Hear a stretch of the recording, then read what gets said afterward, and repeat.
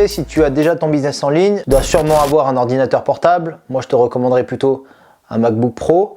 Pourquoi un MacBook Pro? Parce que tu peux te déplacer un peu à droite à gauche. Alors moi, j'ai toujours été un peu plus attiré par Apple que par PC pour les ordinateurs.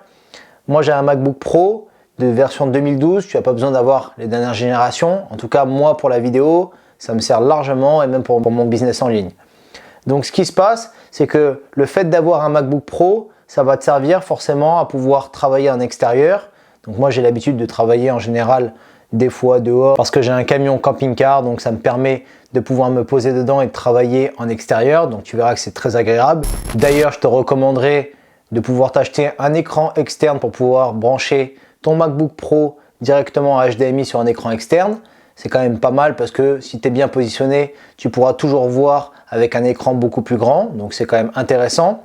Et surtout, quand tu vas commencer à te mettre à faire du montage vidéo, c'est très important puisqu'il faudra que tu sois quand même posé dans des bonnes conditions. Alors le but pour toi n'est pas de faire de la vidéo en tant que professionnel. Et il ne va pas falloir que tu restes des heures et des heures en train de monter tes vidéos et en train de tourner tes vidéos puisque tu dois forcément parler de ton business en premier. Mais ce que je veux vraiment t'expliquer et ce que je veux vraiment te montrer, c'est le fait de comment tu vas tourner tes vidéos le plus professionnel possible tout en étant organisé pour pas que ça te prenne trop de temps non plus. Parce qu'il est vrai que le fait de faire des réglages un peu techniques sur toi quand tu vas te filmer et ensuite de passer au montage, ça va te mettre dans un autre travail qui n'est pas le tien à la base. Mais tu vas voir que au début, ça paraît un petit peu difficile, mais au fur et à mesure, tu verras que tu vas prendre l'habitude et ça va être beaucoup plus facile et ça deviendra vraiment quelque chose que tu vas faire sans réfléchir. Et ensuite, je te recommanderais un logiciel de montage qui est Adobe Premiere. Alors moi, je l'utilise quand je fais mes clips déjà depuis des années. J'avais aussi Final Cut avant, mais je te recommanderais quand même de prendre Adobe Premiere. C'est un logiciel beaucoup plus pro et non peut-être pas certains logiciels qui sont gratuits sur Internet ou des logiciels un peu plus amateurs. Pourquoi sur Premiere Pro? Parce que ce que je vais te partager par la suite, je vais te montrer comment on va créer des templates pour que tu puisses à chaque fois ouvrir ta session Premiere et il y aura déjà tout à l'intérieur. On va pouvoir récupérer même sur YouTube certains effets green screen. Ce qu'on appelle des effets green screen, c'est un effet avec un fond vert et tu verras que sur Premiere, c'est assez facile de détourer le fond vert pour récupérer par exemple certains effets pour pouvoir mettre des titrages ou bien pour pouvoir mettre des logos abonnements ou sinon du Instagram ou YouTube. Donc ça va être intéressant pour ça et tu verras que tu vas vite prendre l'habitude. C'est pas très compliqué pour ce que tu auras à faire pour ton business en ligne puisque les vidéos restent à peu près simples à chaque fois et tu vas voir que même si tu n'as pas l'habitude, tu vas y prendre goût au fur et à mesure. Donc vraiment, je te conseillerais d'avoir un logiciel comme Adobe Premiere. C'est vraiment pas mal.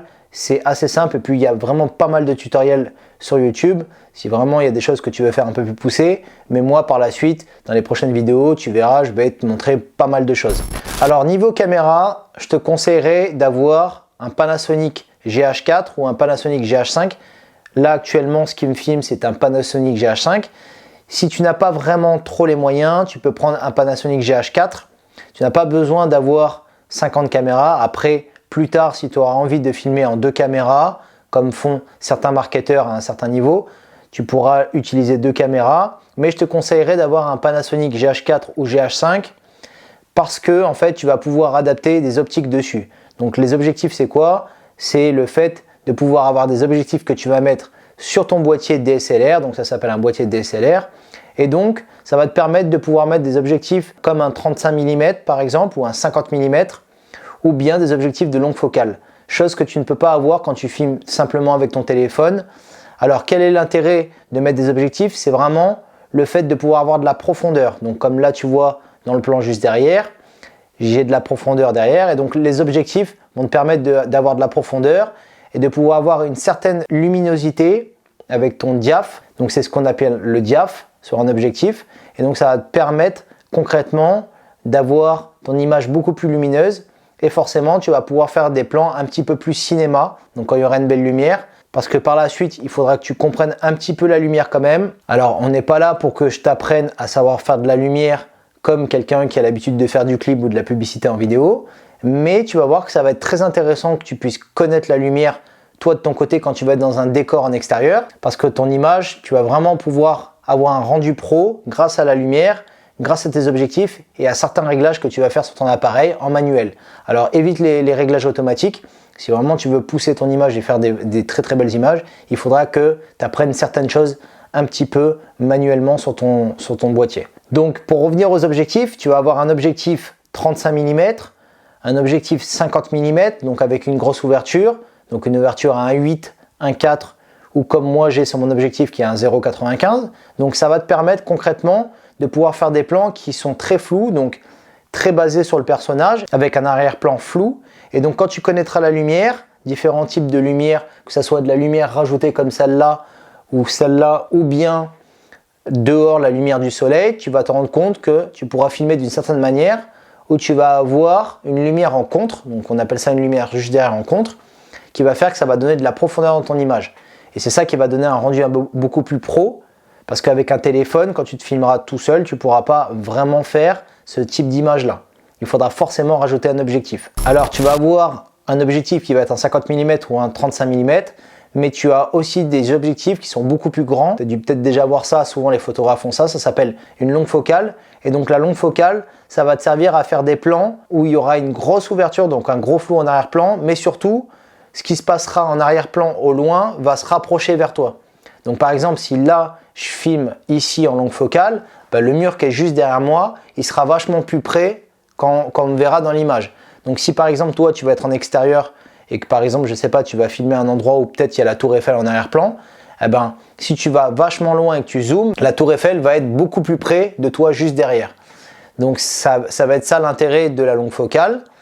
Et donc en fait, quand tu vas filmer à un endroit où il y aura la mer, la montagne ou même en forêt, eh ben, tout ce qui est en arrière-plan va vachement se rapprocher de toi, donc c'est un petit peu l'intérêt. C'est ce qu'on voit souvent d'ailleurs dans des interviews de sport ou bien des interviews sur Netflix, si tu as l'habitude de regarder. Souvent les beaux documentaires qui sont bien faits, c'est souvent shooté en longue focale, ou bien des fois, quand tu vas avoir des documentaires animaliers, tu as souvent de la longue focale. Alors niveau micro, c'est assez important d'avoir un bon son. Donc là, actuellement, j'ai un micro qui coûte vraiment pas cher, donc c'est un petit micro Rode, donc exprès pour ton smartphone, que tu vas brancher directement au smartphone. Alors là, je ne l'ai pas branché en smartphone, il est branché directement à mon boîtier GH5. Donc comme ça, au moins, le son il sort directement et j'ai pas besoin de synchroniser au montage. Donc ce qui m'arrive si je suis en pull, c'est que je vais l'accrocher juste ici, même s'il y a un micro apparent, pour moi, je trouve ça pas trop dérangeant. Et donc je l'accroche directement sur mon téléphone, ici donc dans la prise écouteur. Et ensuite, je vais télécharger une application d'enregistrement audio et donc je vais enregistrer, je vais le mettre dans ma poche. Donc, ce qui va se passer, c'est que le son après, je vais devoir le resynchroniser donc sur Adobe Premiere. Donc ça, c'est pour quand je serai en extérieur. Quand je suis posé comme ça en plan fixe, je peux le mettre directement avec une grande rallonge. Mais sinon, quand je vais devoir marcher et que quelqu'un va peut-être me filmer, je vais être obligé de l'enregistrer en externe avec le téléphone pour pouvoir après le resynchroniser sur mon montage. Pour l'extérieur, il marche super bien parce que tu n'auras pas besoin d'avoir un casque de retour pour écouter s'il y a du bruit avec le vent ou autre, puisque ce micro-là, tu peux le mettre en intérieur dans une veste. Donc si tu es dans un endroit où il y a beaucoup de vent, je peux te dire que ça marche très bien. J'ai jamais eu beaucoup de problèmes de vent et il marche vraiment pas mal. Donc je te recommande vraiment ce micro-là. Tu le verras juste en dessous d'ailleurs dans le lien si ça t'intéresse. Alors niveau lumière, tu n'auras pas besoin de beaucoup de lumière. Tu auras besoin peut-être de 2 lumières.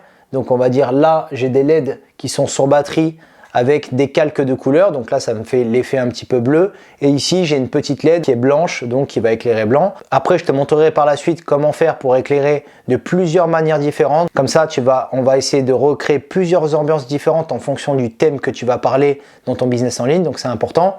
Donc mon but à moi, c'est quand même de te montrer comment tu vas faire une belle image, mais surtout comment tu vas donner une ambiance avec ta lumière en fonction du sujet de ton business en ligne à ce moment-là. Donc par exemple, si tu vas parler, je sais pas, par exemple de développement personnel ou autre, et que ça va être un peu plus cosy, on va essayer d'éclairer d'une certaine manière. Si tu vas parler de quelque chose qui est plutôt dans le business en ligne, sur des logiciels ou l'autre, on va peut-être faire une lumière un peu plus froide, on va essayer de se mettre dans une condition, on va éclairer d'une certaine manière. Donc vraiment, c'est important que tu comprennes la lumière pour pouvoir essayer d'éclairer d'une manière en fonction du sujet que tu vas avoir à parler. Ensuite, tu vas avoir besoin d'un décor chez toi, donc tu n'as pas besoin d'avoir un gros décor, mais juste une petite partie de chez toi dans une chambre ou dans un coin que tu vas essayer de remodifier à chaque fois en éclairant d'une certaine autre manière.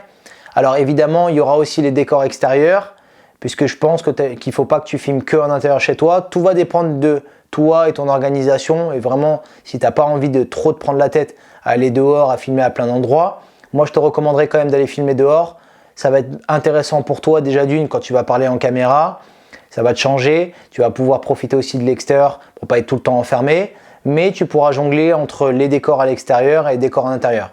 Donc comme je t'expliquais par rapport à la lumière, ce que je te montrerai par la suite, c'est que quand tu sortiras pour aller à un bel endroit où il n'y aura pas trop de monde et que tu seras tranquille pour filmer, je te montrerai comment tu vas filmer plusieurs vidéos avec plusieurs angles différents et donc on aura l'impression qu'il y a plusieurs décors différents dans ce même lieu-là. Comme ça sera assez pratique pour toi. Si tu arrives à tout tourner en une fois et que tout sera dans ton appareil, tu auras juste à faire ton petit montage sur ta template avec déjà tous tes effets, déjà tout, et ça ira assez vite. Et ensuite, pareil pour le décor chez toi, je te montrerai avec certains types de lumière comme ceux-là, comment on va éclairer de plusieurs manières différentes pour que tu aies beaucoup plus de décors différents avec le même lieu que tu as chez toi et avec même un arrière-plan où on va rajouter des choses, on va rajouter des petits néons comme tu peux voir derrière ou certains autres types de lumière qu'on va rajouter en arrière-plan pour que ça te donne toujours une ambiance différente.